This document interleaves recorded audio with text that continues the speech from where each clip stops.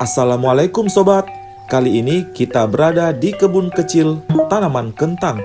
Seperti yang kita tahu, kentang adalah tanaman komoditas pangan utama selain beras dan gandum. Alhamdulillah kita mendapat kiat-kiat dari pemilik ladang tentang bagaimana menanam kentang yang baik, mudah, dengan hasil maksimal yang akan saya beritahukan kepada sobat tanam sekalian di video ini. Jadi buat sobat yang punya lahan kecil, tidak ada salahnya memilih untuk menanam kentang agar menjadi produktif. Pertama, menyiapkan media tanam. Jadi nggak langsung begitu saja ditanam ya.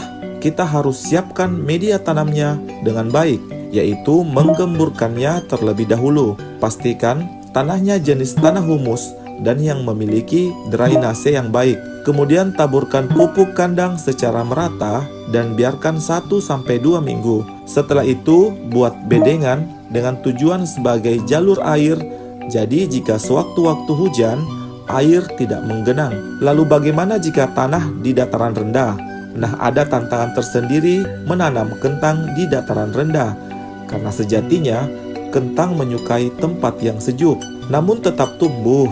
Cuma paparan sinar matahari terlalu ekstrim bisa memperlambat dan menurunkan kualitas pembentukan umbi kentangnya. Kemudian bagaimana jika ingin menanam di polybag? Ini juga bisa.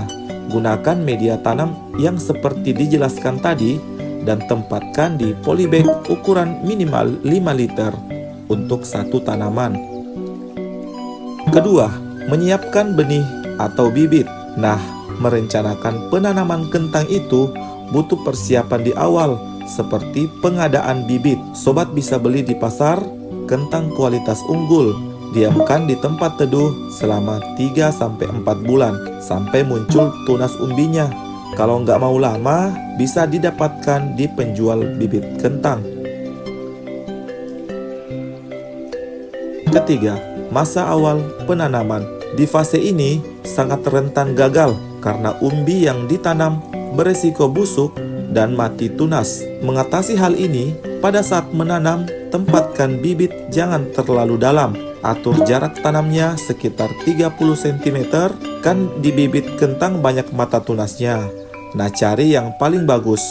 Posisikan dia di paling atas, biarkan ujung tunas mencuat dari dalam tanah. Setelah itu, semprot pestisida agar menghalangi pertumbuhan bakteri, jamur, dan hama lainnya. Seberapa banyak? Ya secukupnya saja. Di semprotan berikutnya setelah 10 hari pertama. Keempat, perawatan awal. Nah, memasuki masa 30 hari pertama, di sini baru dilakukan pemupukan. Bisa menggunakan pupuk organik ataupun kimia. Jangan berlebihan ya sobat. Cukup 2 atau 3 minggu sekali dengan dosis yang dianjurkan. Pemupukan dilakukan saat pagi hari. Perhatikan pula kondisi tanaman. Jika terjadi serangan hama kutu, lakukan penyemprotan khusus pembasmi kutu. Cabuti pula rumput-rumput atau gulma di sekitarnya yang tumbuh subur juga karena pemupukan. Jaga kondisi tanah, pertahankan dalam keadaan cukup air. Semprot air tiap pagi dan sore, khususnya bagi yang menanam di dataran rendah ataupun polybag. Kelima, perawatan akhir. Di layar video ini, keadaan kentang memasuki fase sekitar 40 hari setelah awal tanam. Ini menjelang memasuki masa bunga.